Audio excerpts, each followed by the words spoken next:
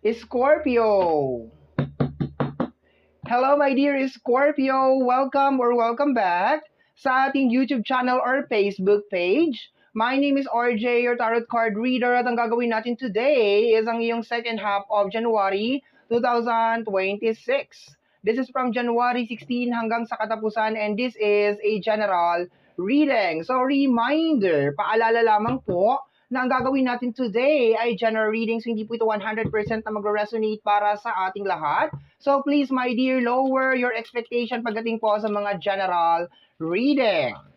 Para naman po dun sa mga gustong mag-inquire or magpabook ng private reading, nasa description box down below, my dear, lahat ng kinakailangan mong info and details para makontak po ang inyong lingkod. Okay, Scorpio.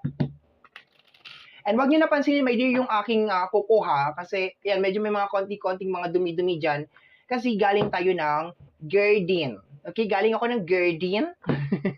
Ang arte. Galing ako ng garden. Okay, sinilip ko yung mga ano ko doon, yung aking mga pananim. Okay. And so far, okay naman sila. Okay, my dear Scorpio, let's go na tayo. Once again, second half of January 2026 is Scorpio.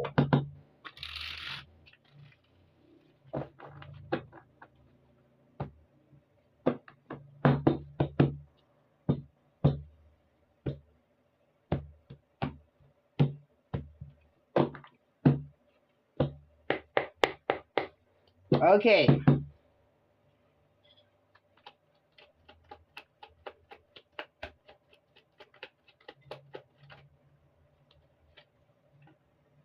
The World card.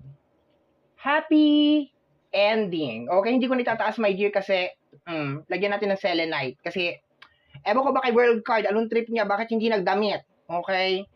So, yung isang World card na nandito, my dear, shinade ko siya, pero ito, hindi ko siya na-shade. Okay? So, baka magkaroon tayo ng hopefully this week, baka ma-shade na natin yung mga naka-boreless. Okay? Kasi bawal yan dito sa, especially sa YouTube, bawal. Okay? So, my dear, sa energy ng World card, this is a happy ending or a completion, my dear. Okay?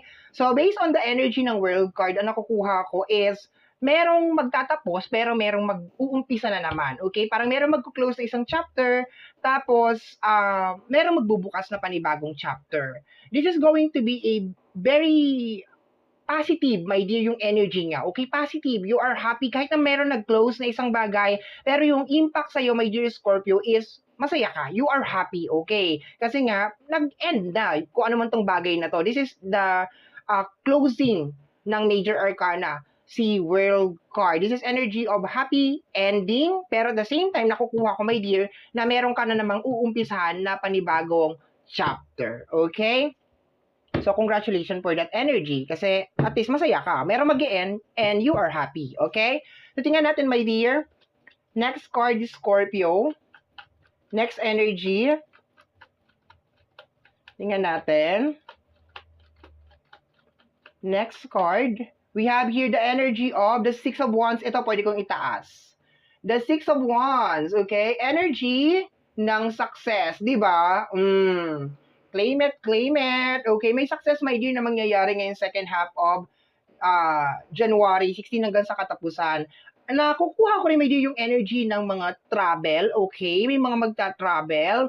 There's a tendency na baka matagal mo nang gusto mag-travel or matagal mo nang gustong gawin tong bagay na to, and finally, magagawa mo na siya. Yun na nakukuha ko over here. Mayroon gumagalaw, okay? Hindi po the spirit of the glass na gumagalaw. Ang nakukuha ko is parang energy ng travel, okay? Energy ng travel, gumagalaw siya, nag-move. And kagaya na sinabi ko kanina, just in case na meron ka talagang mga ini-aim na gustong gawin, connected sa energy ng travel, like meron kang gustong puntahan, gusto mong mag-abroad or something, malaki ang posibilidad, my dear, na eto na yon. Or vice versa, gusto mong umuwi, okay? Gusto mong umuwi na ng Pilipinas, possible then, my dear, okay?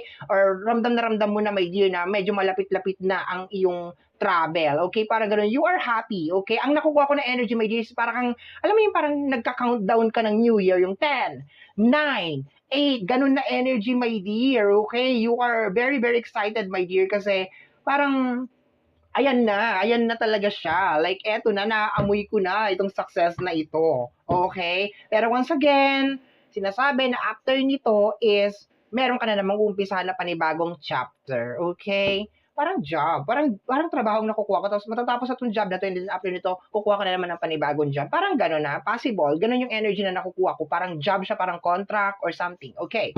Pero pwede din namang utang, pwede namang mga problema, okay, or mga project, baka meron kang ginagawang project, meron kang pinapatayo, meron kang inuumpisahan, okay, mga ganyan. Okay, so tingnan natin, my dear, let's go na tayo. Huwag tayo masyado magbabad sa chika-chika. Let's go tayo, my dear Scorpio. Next card. Second half of January 2026 is Scorpio. Second half of January 2026 is Scorpio. We have here the energy of the Hierophant. Okay. Revelation. Si High Priestess yan. Sabi ko ba kanina Hierophant? High Priestess, okay? High Priestess, kung nabanggit ko man yung Hierophant, okay? Ewan ko bakit, okay? Pero nasa isip ko ngayon Hierophant. Si Hierophant is energy ni Taurus. Bakit? Anong ginagawa mo sa utak ko, Taurus, okay? So, we have here the energy of the High Priestess, energy of revelation, okay? So, pwede din naman, my dear, yung iba sa inyo is merong mga question. Okay, merong mga tanong, merong mga agam-agam, may mga gumugulo sa isipan ninyo. And this is the time, my dear Scorpio, na masasagot na yung mga fill in the blank sa mind mo. Okay? Yung mga puzzle-puzzle dyan. Okay? Second half of January. Okay? So, very, very nice siya. Revelation kasi, my dear, yung ating High Priestess. Okay? Yan ang kanyang trabaho. Mag-reveal na mag-reveal, mag-expose na mag-expose. Okay? So, tingnan natin. Next card, we have here the energy of the Nine of Swords, okay?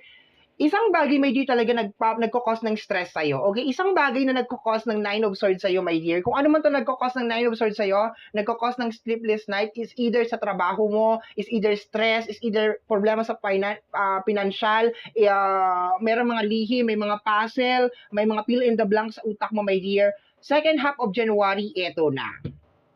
Nasasagot na yan. Okay na, may parang nare-realize mo na, teka, ito yung mga tanong, ito yung mga sagot sa mga tanong ko. Ganito, ganyan, yung mga clarification na ito, nagkakaroon ng mga clarification, my dear, okay, sa mga bagay-bagay. Pero yung energy, my dear, kung medyo i-ano natin siya, i-compress natin, related, my dear, sa isang sitwasyon na parang matagal mo nang tinitiis. Okay, yun talaga siya. Parang related sa isang bagay na matagal mo nang tinitiis, my dear Scorpio, ang magtatapos is either dahil meron ka malalaman na revelation, confirmation, or talagang matatapos na talaga siya, like total success talaga siya, my dear. Okay, yun ang kukuha ko. Okay? Next card is Scorpio. Tingnan natin. Super maganda. Ganda ng iyong mga cards, my dear. Very, very nice. Next card is Scorpio.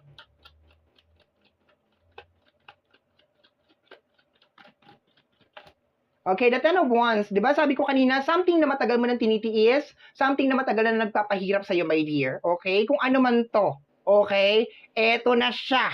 Malapit mo nang maabot, my dear, ang finish line. Okay? Malapit mo nang maabot ang finish line. Tanggalin na natin yung selenite, my dear, kasi, ayan na, tinakpan na siya ni Ten of Wands. Okay? Kung ano man tong nagpapahirap sa'yo, my dear, kung ano man tong bumabagabag sa'yo, ito nagkukos ng Nine of Swords sa'yo, mag-i-end na siya, my dear, ngayong second half of January. And, ang kagandahan dito is, makakapag-start ka na, my dear, ng posibleng panibagong life, panibagong energy, okay? Meron kang uumpisahan, yun ang nakukuha ko dito. Pagkatapos ito, meron ka na naman ulit uumpisahan na panibago, okay? So, tingnan natin. Next card is Scorpio. We have here the energy of the Three of Swords. Okay. Ang kabiguan. Especially, my dear, kung ilang beses ka nag-attempt, ilang beses ka nag-try, napakarami mong effort na ginawa, nag-tumbling ka, nag-split ka, nag-backward ka, lahat na talaga ginawa mo, lumunok pa ng apoy, tumulay ka sa alambre, and paulit-ulit ka talaga nag-try and try. Pero laging nag-fail, hindi nag-work, sa relationship man yan, sa career man yan. Eto na, my dear, you are finally waking up. Okay, dalawang energy to. Is either nag-successful ka or is either mag-give up ka na kasi parang worth it naman. Okay? Pero dito, my dear, yung energy ng Three of Swords is like, I can feel na parang merong mga heartbreak, merong mga pain. Okay? Kung titingnan mo kasi yung Nine of Swords at saka Ten of Swords 9 of Swords at saka 3 of Swords at saka 10 of Wands, mabibigat tong energy na to, my dear. As in, sobrang bigat na tong mga energy na to, my dear. So, there's a tendency talaga, my dear, kung ano yung bara, kung ano yung tinik, my dear, dyan sa puso mo, or kung ano man yung gumugulo dyan sa isipan mo, is mawawash out yan, matatanggal yan, my dear, ngayong second half of January 2026. Okay, let's go tayo, my dear. Additional energy. Next card is Scorpio.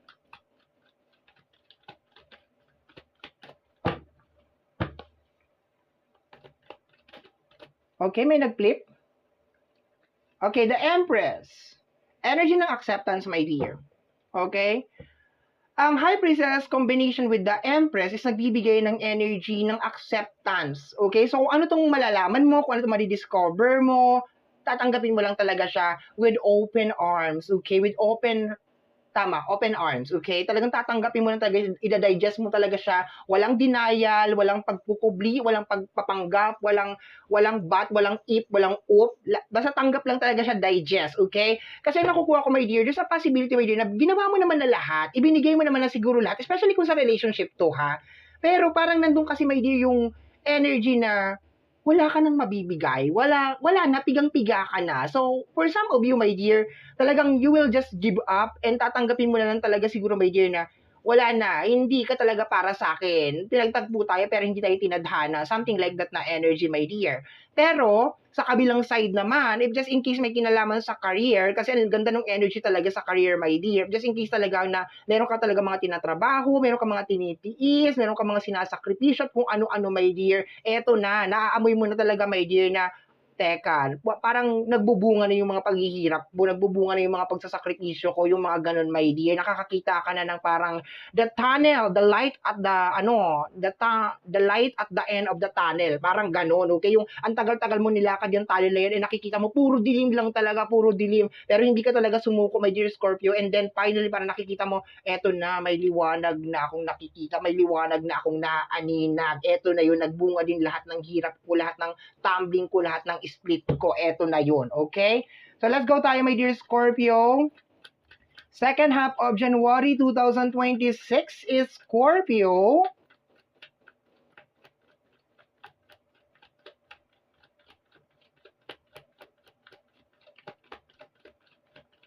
Okay, we have here, okay, Six of Cups and the energy of the Five of Swords. Pakiramdam ko talaga, my dear, merong kang pinagdaanan na napakabigat. This is energy of abandonment, okay? Tiniis mo, my dear, nilunok kung lahat. Okay? There's a possibility, my dear, na baka meron kang mga taong inaasahan, meron kang mga tao na parang ine-expect mo na they will be there for you when the time na kailangan mo sila, my dear.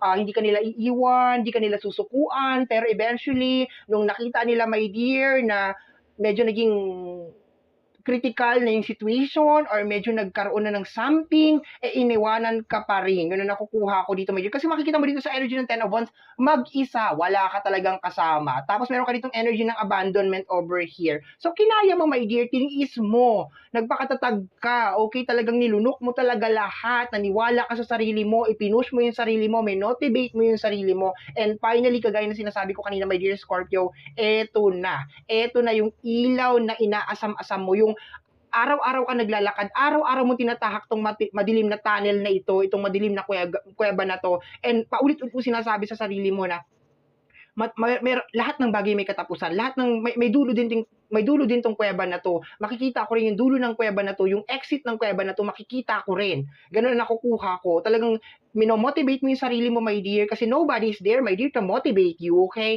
And then eto na, my dear Scorpio, nakikita mo na from the distance yung sinasabi mo na end, yung dulo ng kuweba. Eto na siya.